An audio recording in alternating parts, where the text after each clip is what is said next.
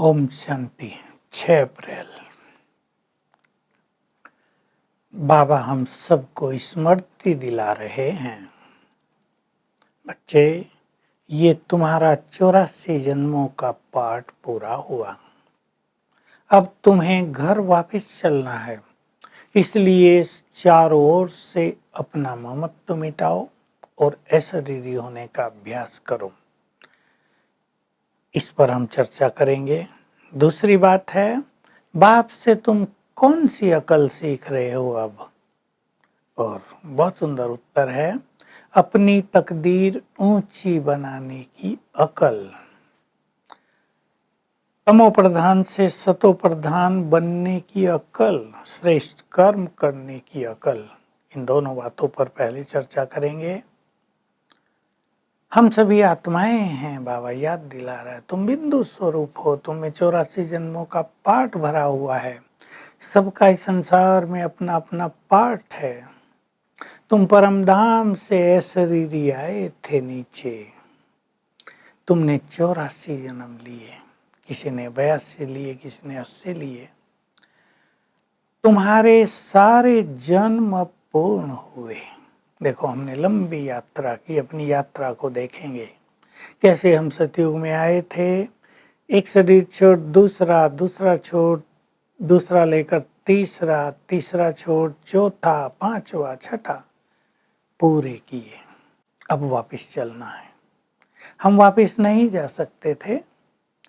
बाबा कह रहे, तुम मुक्ति में जाने का लंबे समय से पुरुषार्थ करते रहो, साधनाएं करते रहे, लेकिन कोई जा नहीं पाया, क्योंकि किसी को ये नहीं पता था मुक्ति है कहाँ, मुक्त होकर हम जाएंगे कहाँ और मुक्त होंगे कैसे।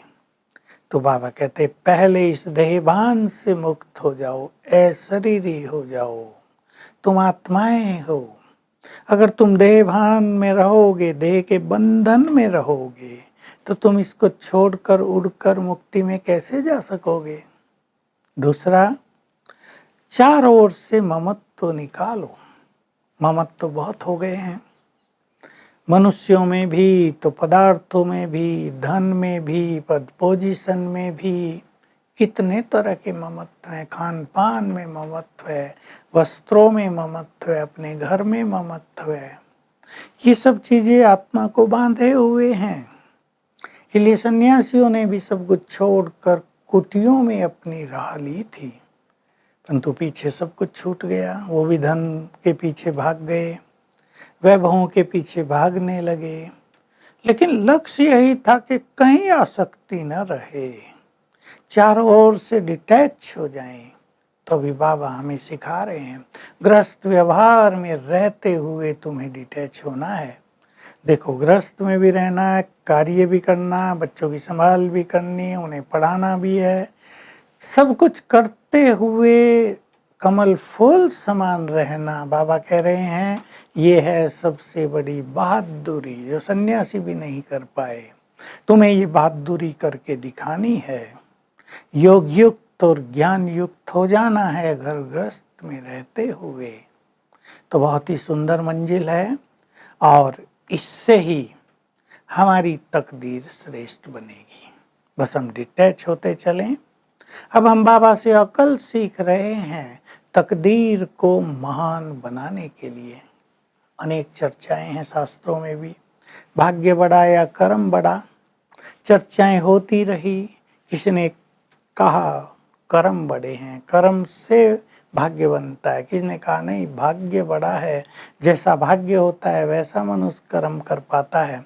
कहीं निर्णय नहीं हो पाया, लेकिन दोनों एक दूसरे से इंटरलिंक्ड हैं। पर श्रेष्ठ है कर्म।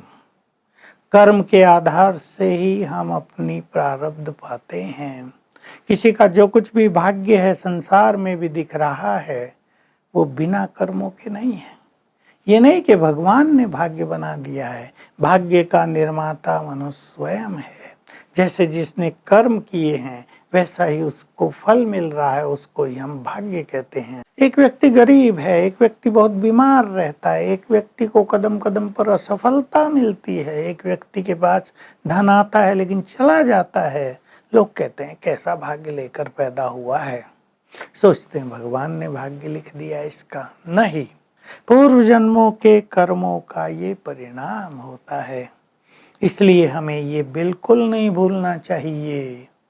हम किसी का 1 रुपया भी लेकर नहीं देंगे, हमें ब्याज सहित देना पड़ेगा, चाहे इस जन्म में चाहे अगले जन्म में। हम कुछ भी कर्म करेंगे उसके फल से हमें कोई बचा नहीं सकेगा। कर्मों का फल ही भाग्य है। और फिर ये सत्य है कि जैसा भाग्य होता है, बुद्धि मिलती है, उस अनुसार मनुष्य फिर कर्म करने के लिए प्रेरित रहता है।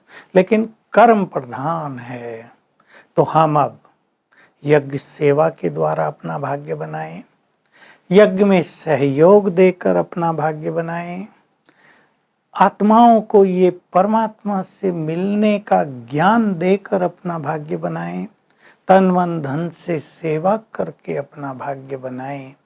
अब भाग्य बनाने वाला भाग्य विधाता दोनों ब्रह्मा और निराकार शिव दोनों हमारे समक्ष हैं।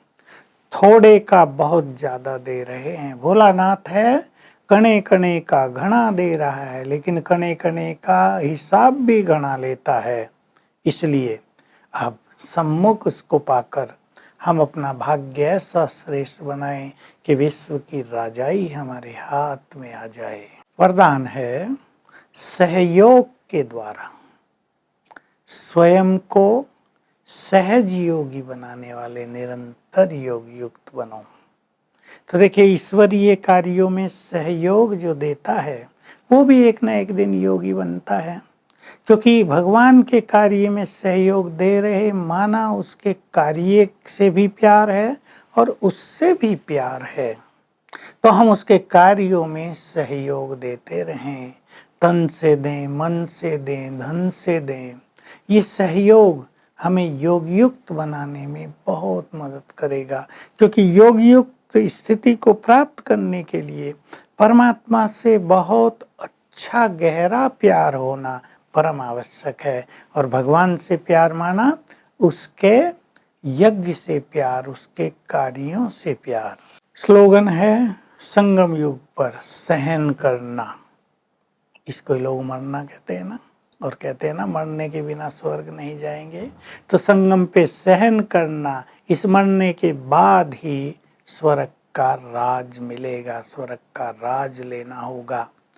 तो आज सारा दिन हम अपनी ऊंची तकदीर बनाने पे चिंतन करेंगे और अभ्यास करेंगे। मेरी 5000 वर्ष की यात्रा पूरी हुई आत्मा की, और अब मुझे सब कुछ छोड़कर, लेकिन शिव बाबा से सब कुछ लेकर आत्मा बनकर वापस अपने धाम चलना है। हर घंटे में एक बार ये अनुभव करेंगे। Om Shanti. To watch Peace of Mind channel videos on YouTube, subscribe us on youtube.com/tvpeaceofmind. Just a click for a peaceful life.